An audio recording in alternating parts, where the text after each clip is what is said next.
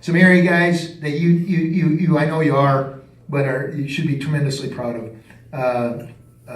Brady Hale, our punter, has developed. No, we don't have a kicking coach. I stand out there and watch him and talk to him and bet him malts. They can't get this high, hang time and all that stuff. But he's done a phenomenal job with his skill, and really proud of him. Brady Sorensen, more proud of him. He comes in there, walks on. He goes home. He comes back, lost 20, 30 pounds. I don't know what he lost. Nobody even recognized him. Right? And literally, we're going, who's that guy? All right, he earns our starting spot at long snapping and short snapping. Didn't have a bad snap the whole year. Phenomenal job. Earned a scholarship. Evan Greenway. We had our tackle goes down. Evan Greenway's a year away from, we think, playing a lot. He steps in and plays a ton. And again, he's part of the 11 wins. He earned that scholarship. I get excited about saying that because that's the real world. You come in on a full scholarship, you earn a scholarship. I get more excited about that story. And then just talk briefly about Kellen. I found this senior class's goals that they wrote down the first week when they were at freshman fall camp. And Kellen's goals were on there, and he had a 3-point GPA. He had a 2.3 high school GPA. So he was kind of lying to himself. All right? He almost got a 3-point GPA. And not only that, he was a dominant football player. And I emailed that to him. I texted it to him, and he said, where did you find that? I guess the Lord just knew I was going to have to pat him on the back from a distance. But he's going to have a shot. I really think Kellen Sulik could play 10 years in the NFL if he was an offensive lineman. Because he's got great feet. He's a huge man, if you've seen him. And if he was at this buffet, because I watched him eat, he'd be even bigger after the meal. But unbelievable success Kellen is, and be very proud of him. We gave away awards on Saturday night. Taryn, our starting quarterback, was the most valuable. The MVPs in the offense defense were Christian Roseboom on defense, been 2-time All-American as a sophomore. Dallas Goddard, who's been a 2-time All-American on offense, and then Chase Vinatieri was our special teams MVP. Recruiting went well. I'll share a little bit about that.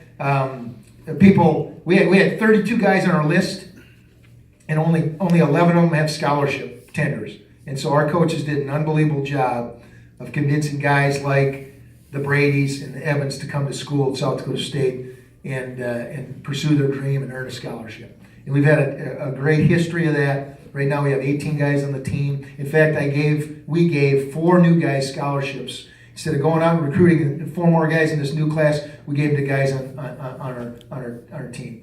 Evan and Brady Sorensen, 2 of those guys. Some South Dakota guys. Zach Hines, tight end from Sioux Falls, is very athletic, tall, skinny guy. Max Howard's a huge human. He's 6'7", 300. It's listed at 20. He's 340 pounds.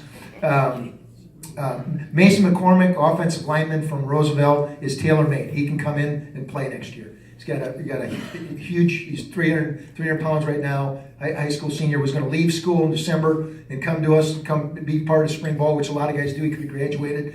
And a cool deal, he decided to stay home for family reasons. He had a sick grandma, and then to help his team try to win a state track championship. So those are the kind of guys I like. Kate Trevere from Brandon Valley, who you'll see in the basketball court here if you play. He was a really good defensive end. Jade Vanderwerf down the road here from Gregory, wide receiver.